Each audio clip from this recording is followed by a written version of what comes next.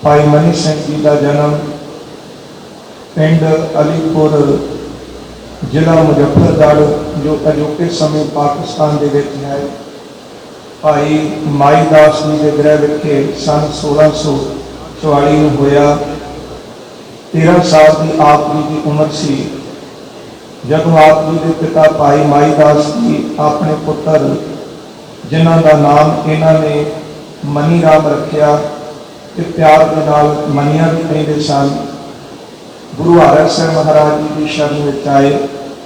ये भी ध्यान च रखना कि भाई माई दास जी के पिता भाई बल्लू राव जिहड़े भाई मनी सिंह साहब जी के दादा जी सन वो मीरपुरी के माल गुरु हरगोबिंद साहब जी के समय जी पहली जंग हुई है लोहगढ़ में, उस जंग के आप जी ने शहादत प्राप्त की। भाई मनी सिंह जी अपने पिता मनी भाई माई दास के नाल गुरु हरगोबिंद साहब जी की शरण में आए। आप जी की उम्र 13 वरियां की सी। गुरु हरगोबिंद साहब जी ने नाम पूछा कि भाई माई दास जी ने क्या महाराज इन्हों का नाम मनिया है। तो गुरु हरगोबिंद साहब जी ने बचन कहे मनिया बुनिया बीत होगा जग माही। ये जगत में संसार के अंदर इन्ना गुणवान होगा कि यदा जीवन मनी की तरह चमकेगा। गुरु हरगोबिंद साहब जी के दर आप जी ने बाणी पढ़ने की सेवा ली और आप जी ने बर्तन मांजन की सेवा हर रोज करनी। एक दिन गुरु हरगोबिंद साहब जी ने देख के कहा कि मनिया जिस तरह तू बर्तन नीयत नाल मांजता है गुरु कृपा करके इस तरह गुरु कृपा करके जिहड़ी नीयत है जिहड़ी आत्मा है जिहड़ा मन है वो इस तरह साफ कर देता है। गुरु हरगोबिंद साहब सच्चे पातशाह जी को आज्ञा ली। पिता भाई माई दास जी ने इन्हों की उम्र 15 वरियां की हुई सी। आप जी की शादी बीबी सीतो बाई जिहड़े भाई लखी साहब नजारे हुए जिन्होंने गुरु तेग बहादुर साहब जी के घर का संस्कार किया। उन्होंने की धी के नाल बीबी सीतो बाई के नाल भाई मनी सिंह जी की शादी हुई। गुरु हरगोबिंद साहब जी के दर फिर सेवा निभाते रहे। जिस वक्त गुरु हरगोबिंद साहब सचखंड प्याना करते गुरका गद्दी से विराजमान हुए गुरु हरकृष्ण साहब 8वें पातशाह जदों महाराज दिल्ली गए भाई मनी सिंह साहब जी उस वेले गुरु हरकृष्ण साहब जी के नाल दिल्ली गए। जदों महाराज ने बचन कहे बाबा बसे बीच बकाले उदों भाई मनी राम जी गुरु हरकृष्ण साहब जी की संगत में हाजिर सन। जिस वक्त भाई मखनी शाह लुबाणी गुरु तेग बहादुर साहब को प्रगट किया भाई मनी राम जी भाई मनी सिंह गुरु तेग बहादुर साहब जी की सेवा में हाजिर हो। जिस वक्त गुरु तेग बहादुर साहब दिल्ली चले उदों महाराज ने कहा कि तुसीं बाल गोबिंद राय सतगुरु गुरु गोबिंद सिंह साहब के पास रहें। भाई मनी सिंह साहब के वड्डे भरा ने भाई दयाला जी जिन्हों की शहादत गुरु तेग बहादुर साहब जी की हाजरी के दिल्ली चांदनी चौक के हुई है। जिस वक्त गुरु गोबिंद सिंह महाराज जी ने अमृत संचार करवाया सन 1699 की विसाखी से भाई जिन्हों का नाम मनी राम है पहला इन्होंने गुरु गोबिंद सिंह महाराज जी के घर कमरा जदों हजारों की तादाद में संगतां ने अमृतपान किया उदों भाई मनी सिंह साहब जी के नाल 5 पुत्र जिन्हों का नाम इतिहास में आता है भाई अनंत सिंह भाई अजब सिंह भाई अजैब सिंह भाई उदम सिंह ते भाई पचहत्तर सिंह। भाई अनंत सिंह भाई अजब सिंह ते भाई अजैब सिंह ये चमकौर की जंग में शहीद हुए। भाई उदम सिंह ने राजे केसरी चंद का सिर लाया। भाई पचहत्तर सिंह ये भाई मनी सिंह साहब के पुत्र सन जिन्होंने 7 फौलादी कवियां पाड़ के जी नागनी सी वो हाथी के मत्थे के उत्ते मारी। ये भाई मनी सिंह साहब के पुत्र सन। भाई मनी सिंह साहब ने अमृतपान किया। जदों गुरु गोबिंद सिंह महाराज बाणी उचार गए जिनी आपा श्री दर्शन ग्रंथ साहब की बाणी मिलती है ये सारी भाई मनी सिंह साहब ने लिखी हुई। तो बाद में गुरु कलगीधर साहब जी के सचखंड प्याना करने तो बाद माता सुंदर कौर की आज्ञा पा के सारी बाणी की कतर की जाप साहब अकाल उस्तत चंडी की वार उगर गंती ये सारिया बाणियां भाई मनी सिंह साहब ने कतर की हैं। धन गुरु गोबिंद सिंह महाराज जदों पौंटा साहब यमुना के कंढे से विराजमान ने सतगुरु काल उस्तत की बाणी उचार रहे भाई मनी सिंह साहब भिखारी हैं ये लिख रहे सन महाराज इन्हें अकाल पुरख की याद में जुड़े 16 घंटे महाराज तू ही तू ही तू ही तू ही तू ही तू ही तू ही तू ही उचारते महाराज नेत्र प्रकाश कर दे। भाई मनी सिंह साहब उस तरह लिखी जा रही 16,000 बार भाई मनी सिंह साहब ने लिख दिता। महाराज ने उस वे भाई मनी सिंह साहब हुक्म किया कि अकाल उस्तत के अंदर 16 बार तुम रहन दो। जोड़ा 16 बार अकाल उस्तत के अंदर इसका जाप कर लेगा उन्होंने 16 घंटिया का 16,000 का फल सुते सिर मिल जाए। जदों महाराज ने चमकौर की गढ़ी में गए भाई मनी सिंह साहब की ड्यूटी लगी आपकी मातावां लैके दिल्ली गए। दमदमा साहब महाराज पहुँचते हैं फिर आपकी दिल्ली को मातावां लैके सतपुरा के कोल आए।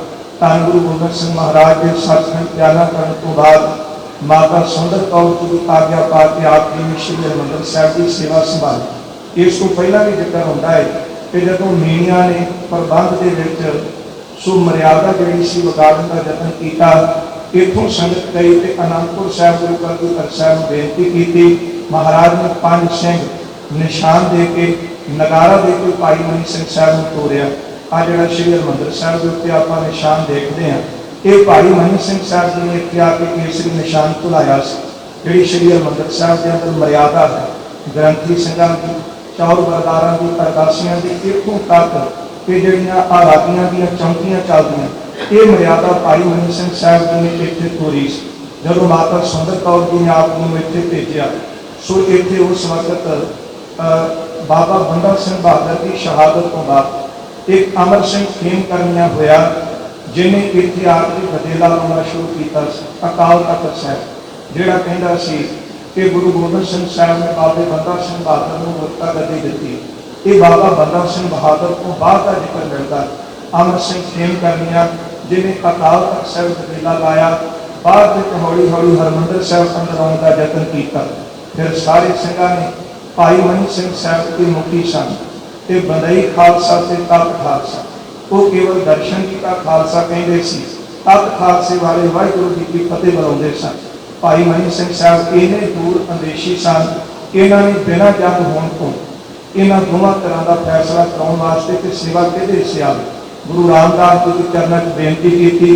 2 पर्चियां पाइया जिहड़ी पर्ची बाहर आई वो तख्त खालसे की बाहर आई फिर सेवा जी सी तख्त खालसे को मिली। बाद में भाई मनी सिंह साहब की सेवा निभाते जिक्र जदों इन्हों हुकूमत ने श्री हरिमंदिर साहब के दर्शन स्नान पर पाबंदी ला दी जोड़ा सी जकरिया खान सो ये एक होया काजी अब्दुल रजाक ते एक बाबा बंदा सिंह बहादुर को पहला सी अब्दुल सुमंद खान वो खत्म हो गया। उस तो बाद काजी अब्दुल रजाक जदों हरिमंदिर साहब के दर्शनों की पाबंदी लाई गई फिर भाई मनी सिंह साहब ने सारे सिंघां को बुला के गुरमता किया कि आप श्री हरिमंदिर साहब के दर्शन के इशनान वास्ते चलो चल के हुकूमत पासों आज्ञा लै ली। तो भाई सुबेग सिंह को पाया जकरिया मिल के आज्ञा ली कह लगे तुम इकट्ठ कर सकते हो दिवाली को पर जोड़ा इकट्ठ होगा वो कुछ विद्वान 5,000 लिख दें तो कुछ 10 लाख तक का जिक्र करते कि ये तुम हरजाना इतने भरो। चलो भाई मनी सिंह साहब ने कहा इन्होंने सिंघां के उत्ते जुल्म होया तो दर्शन इशनान वास्ते इन मारा भी आप कारण तैयार पर बाद में जो जसपत राय से उसकी मौत हुई तो लखपत राय लखू जिन्हें सौं खाधी सी कहता सी एक खतरी ने पंथ शुरू किया तो खत्म करे उन्हें लखपत राय ने जकरिया में टुकड़ा दी कह लगा जो सारे सिंह इकट्ठे होंगे उन्होंने खालको सिंह भी आउणगे तो तेन अज मौका मिले तू सारिया एको वक्त शहीद कर दे खत्म कर। भाई मनी सिंह साहब को खबर मिली भाई साहब जी ने हुक्मनामे जारी किए सिंघां नूं आउण तो रोक दिता पर कुछ जिहड़े आए सन वो शहीद हुए। बाद में भाई मनी सिंह साहब की गिरफ्तारी हुई लाहौर लिजांदा गया। 1644 का आप जी का जन्म है सन 1744 आए आप जी की उम्र तकरीबन 90 वरियां की बनती सी। सन 1734 90 साल की आप जी की उम्र सी। भाई मनी सिंह साहब को लाहौर लिजांदा गया शर्तां सामने रखिया गई कहते हरजाना तो भाई साहब भी कहते कट तो होने नहीं दिता हरजाना कर कहते फिर सलाम कबूल करो। भाई मनी सिंह साहब ने काजी ने कहा रतन सिंह प्रभु लिखते हैं, तो काजी कहन लगा, देख इन्ना सोहना तेरा चेहरा, इन्ना सोहना तेरे चेहरे से दाड़ा, जे तू इस्लाम कबूल कर ले तो कुछ दिन हरे होर जिंदगी का आनंद माण सकता है। भाई साहब जी ने उस वेले क्या कहन लगे, आनंद का मैं जिंदगी तो बहुत माणी है गुरु की शरण में, गुरु हरन साहब की शरण च रह के, गुरु हरकृष्ण साहब के कोल रह के, गुरु तेग बहादुर साहब के कोल रह के, गुरु गोबिंद सिंह महाराज के दर पे रह के खुशियां माणियां ने। देही किसकी बापुरी के सिक्खी साबित होए, देही तो आपने जान है सिक्खी मिला कब को, ये बहुत बार मिली पर ये सिक्खी मिली है। मैं ये सिक्खी संभाल के शहादत पाउणी चाहुंदा। भाई मनी सिंह साहब वास्ते फिर फतवा जारी किया गया, कहते इन्हों का बंद कटिया जाए। जब काजी सामने जलाद सामने आया, उस वेले भाई मनी सिंह साहब के नाल कोई वार्तालाप हुई। एक कवि ने अपनी कलम के नाल लिखी है, भाई साहब भी बड़े परेशान सन। जब किसी को मौत की खबर कन्नी पवे, उसका चेहरा उदास होता है। पर 90 वरियां की उम्र भाई मनी सिंह साहब की, उस वेले चेहरा खिड़िया होया। भाई मनी सिंह साहब ने सवाल जलाद ने किया, कहने लगा, सिखा खुश बड़ा है, ये तेरा ब्याह नहीं, ये तेरी मौत का दिन है। भाई मनी सिंह साहब ने हस के कहा, अंग अंग तू मेरे कातल, खंजर जदों चलावेगा, कट कट के बंद तू मेरा, धरती जदों बहावेगा, दर्द प्याले भर भर के असीं जाम वांग पी जावांगे, सुन कातल असीं रल मिल दोवें अड़क तमाशा लावांगे। उस वेले जलाद कहंदा, सिखा कि दर्द के प्याले भी तेनों जाम के प्याले लगते हैं। तो भाई साहब जी ने उत्तर दिता, सूल सुराही खंजर प्याला, जिसने आप सुनाया है, बेग कसाइयां दा सहना, जिन्हें साध इश्क दा लाया है, उस मुर्शद के चेले आ ये साबित कर दिखलावांगे, सुन कातल असीं रल मिल दोवें अड़क तमाशा लावांगे। उस वेले जिहड़ा जलाद सी, उन्होंने भाई मनी सिंह साहब ने सवाल किया, कहते सारे सवाल मैनू कर रहे, तू भी दस के तू भी मेरा बंद बंद कट के बहुत बड़ा पाप कर रहे, तेनू की मिलेगा। तो वो जलाद ने अखां भरियां, कहने लगा, 2 वक्त की रोटी जो कि मैनू पैसे मिलने। भाई साहब ने उत्तर दिता, कहने लगे, तेरी तलब रुपये असीं जीवन पदवी पावांगे, मैनू तेनू 2 वक्त की रोटी के पैसे मिलने, पर मैनू शहादत तो बाद बाबा फतेह सिंह साहब की भेंट मिले।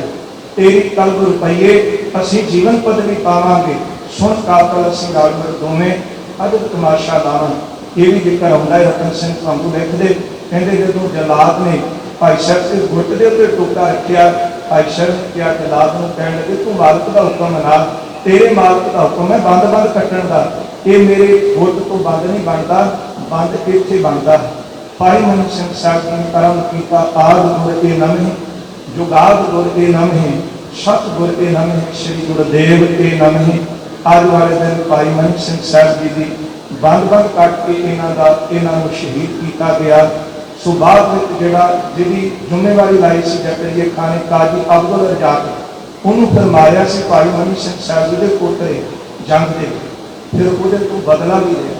पर यह शहादत की दात अज आप भाई साहब जी का शहादत वाला दिन मना रहे। कले इन्हों के नाल इहो ही शहीद नहीं हुए कि इन्हों के दादा जी भाई मनी सिंह साहब के 12 भरा सन, 12 विचों एक जिहड़ा सी शरीर की कलाई होने करके चढ़ाई किया, बाकी 11 शहीद हुए।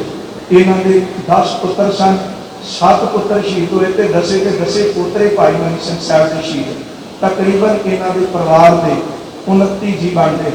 पर कुछ दिन पहला दास नूं कोई दफ्तर दे एक सिंह ने दसिया कि उन्होंने खोज की, कहते नहीं इन्हों के परिवार बाद होर भी कई भी शहीद हुए हैं, पर इन्हों का समुचा परिवार धनता के योग है। एक विद्वान लिखता है, मेरे अजदाद से मिला मुझे विरसा शहादत का, मेरे औलाद को जागीर जामे शहादत है। भाई साहब जी की शहादत को कोट कोट नमन है।